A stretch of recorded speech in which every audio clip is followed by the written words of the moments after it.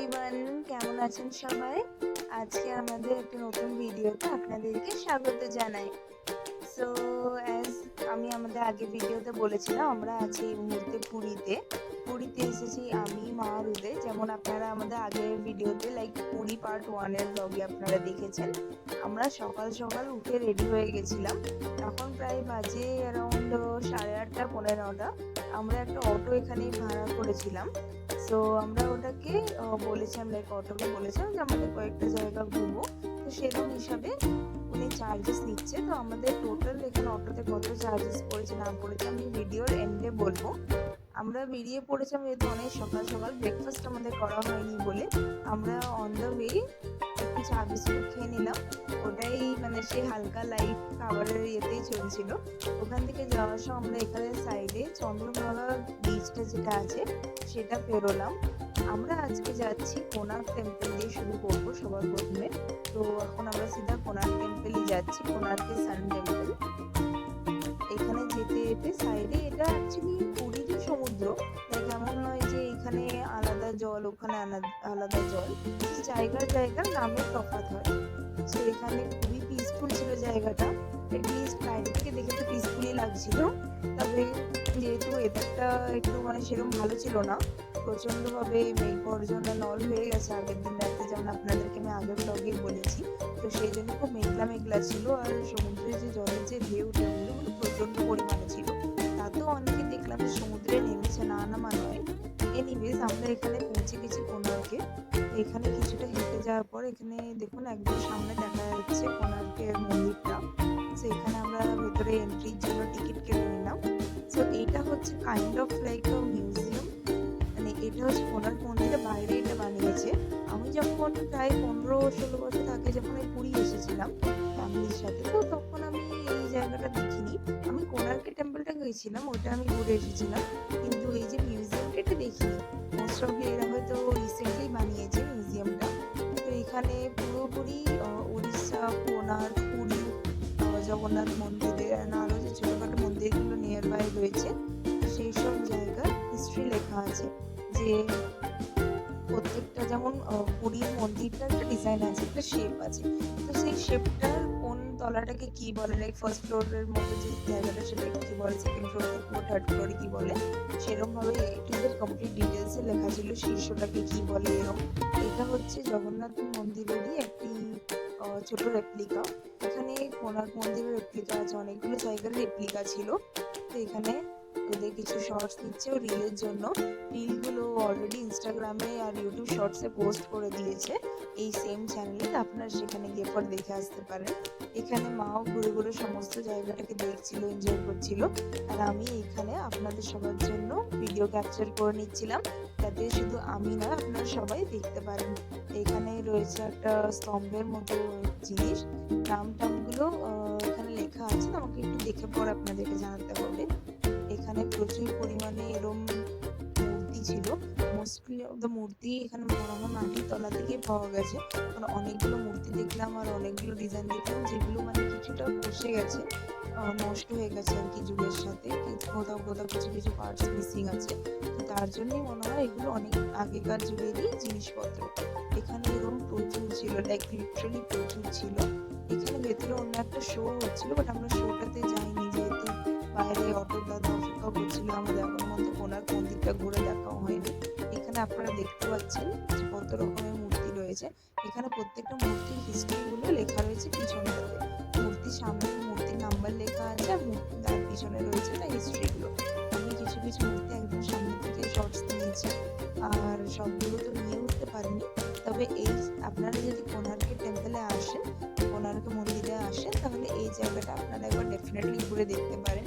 এখানে entry fees পার adult 60 rupees করেছিল। So আপনারা সবাই একবার করে ডেফিনেটলি ট্রাই করতে পারেন।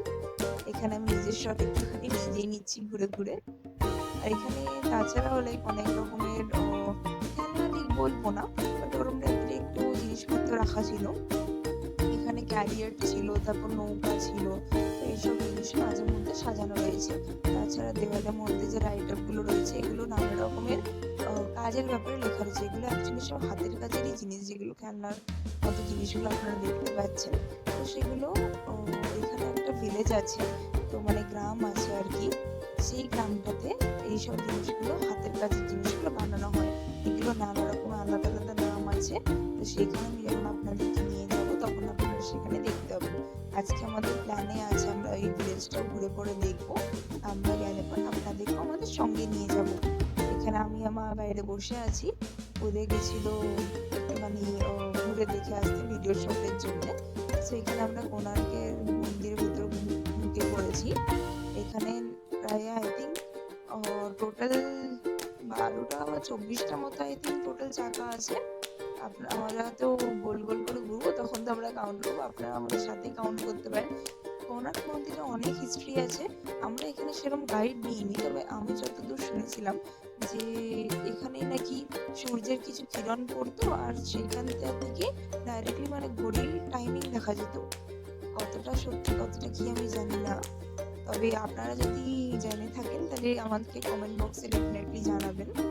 এর ভেতরে ওনারা একটা শিবের মূর্তি ছিল, রেখেছিল, তো ওখানে প্রচুর ভিড় ছিল। তো ওদের গিয়ে পরে তো সামনে থেকে একটা ক্লোজ আপ শট নিয়ে এসেছে, মাও হালকা করে গিয়ে পরে দেখে এসেছে জায়গাটাকে।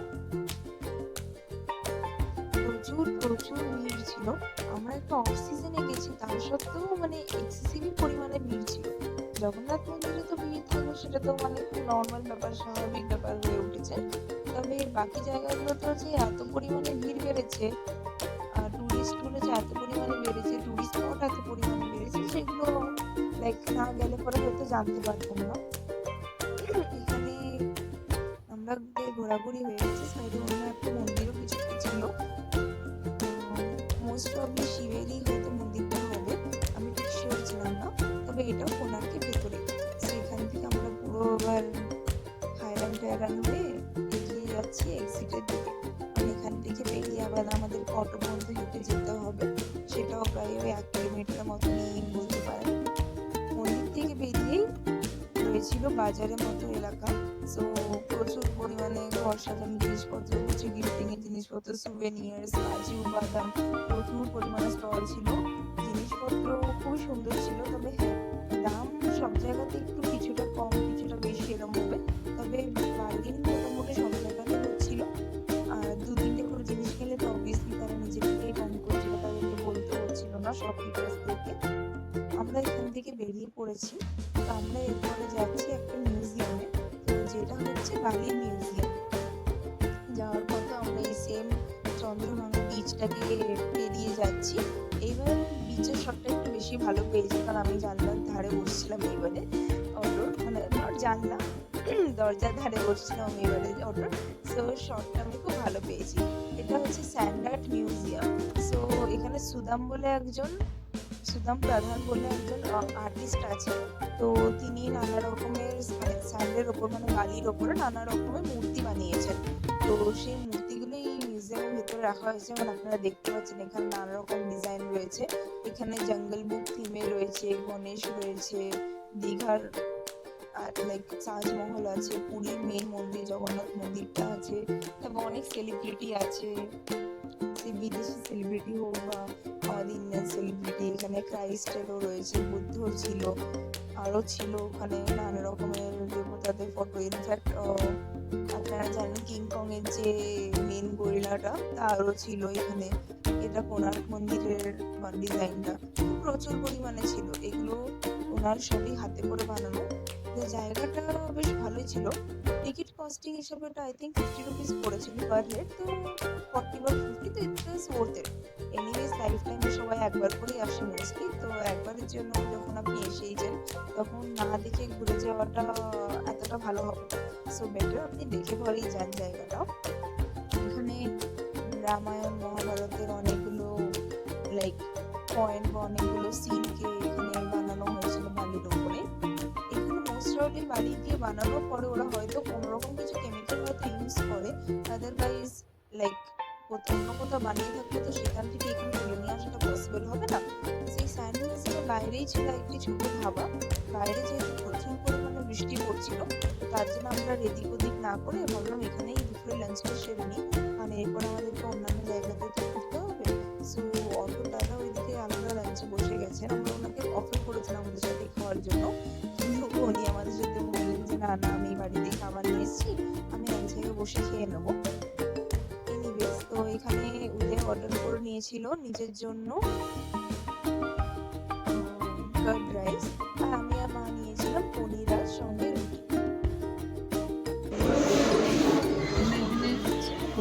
একটু জোরে। আমরা কোনারক মন্দির ঘোরা হয়ে গেল, ওখান থেকে ঘুরে এসে জোরে জোরে। আমরা কোনারক মন্দির গিয়েছিলাম, ওখানে সব ঘুরে সমস্ত কিছু ঘুরে দেখে আমরা এখানে এসেছি মিউজিয়াম দেখে। বালির মিউজিয়াম।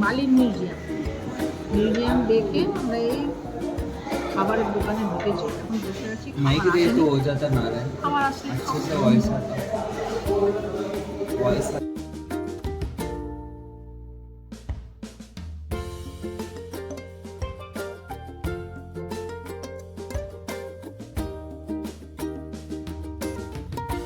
দুপুরে লাঞ্চটা সেরে নিয়ে আমরা বেরিয়ে পড়েছিলাম আবার অটোতে করে আর্ট ভিলেজের দিকে।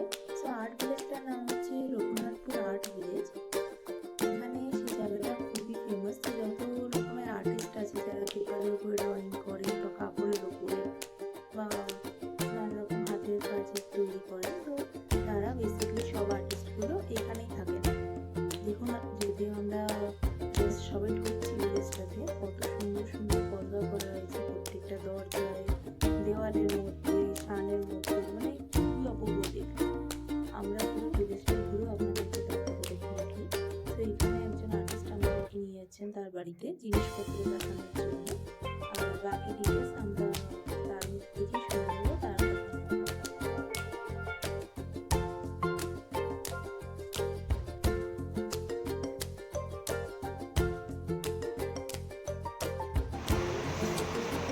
Engraving in my traditional craft. This painting is a very rare painting.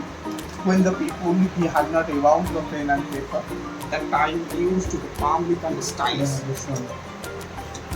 That time make the painting as a one side and the other side right by this side. Okay. That is used for the Guru Sisya Parampara. Read an Indian mythological description. And announce the people on alive to Indian mythological topics. It make the painting the same process and the same style as the old generation. That time first collect the palm leaves, then treat for the neem leaves and the turmeric at the boiling the water. These leaves and put down in the boiling water. That one is the freezer. Then collect for the leaves and properly set a cut. Then stitching by the needle and thread. Then make as a one type of mat. Then start for the my paintings. First draw on the pencil with the diagram by the styles. Then I think it's my work for the Valmiki.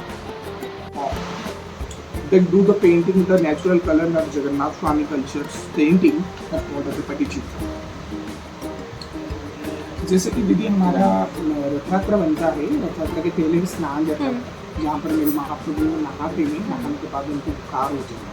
बुखार होने के बाद वो अपने सिंहासन की परित्याग करके मेरे महाप्रभु अनसर होते जाते हैं। उसी टाइम में पट्टचित्र का पूजा होता है। मैं जैसे बोला कि और तीनों कॉटन टॉप को पेश करके हालवे कैनवास बनाते हैं। उसी टाइम में मेरे महाप्रभु जब जाते हैं ना, रत्न वेदी में महाप्रभु का पूर्ण विग्रह को बना के पूजा किया था। वहीं से ही पट्टचित्र की शुरुआत हुई। और जो पुराना टाइम था, लोग जगन्नाथपुरी आते थे महाप्रभु को दर्शन करने के बाद, तो महाप्रभु को रिमाइंडिंग करने के लिए महाप्रभु का मंदिर से लोग ब्लेसिंग पाने के लिए तीनों चीजें को लेके जाते हैं। एक बेत का लकड़ी, देन जो सूखा हुआ चावल लाल पोटली में बेचा जाता है, निर्माल्य और पट्टचित्र, वो तीनों को रत्न वेदी के ऊपर रखकर पूजा करते हैं। माने लोग उधर से परचेज करके लेके खुद का घर का पूजा करते हैं, खुद का लिविंग रूम में उसको लगा के पूजा करते हैं, जिसमें मानना है कि महाप्रभु का ब्लेसिंग आता है। उसी टाइम में, जो पुराना टाइम में लोग इसी तरह पेंटिंग लेके जाते हैं। दैट कॉल्ड द जाति पर। जाति मतलब जो टूरिस्ट होते हैं, टूरिस्ट जगन्नाथ जी को दर्शन करने के बाद इसी में जगत का चरित्र को वर्णना किया गया है। That called the 10 incarnations of the Lord Vishnu and Krishna's all types of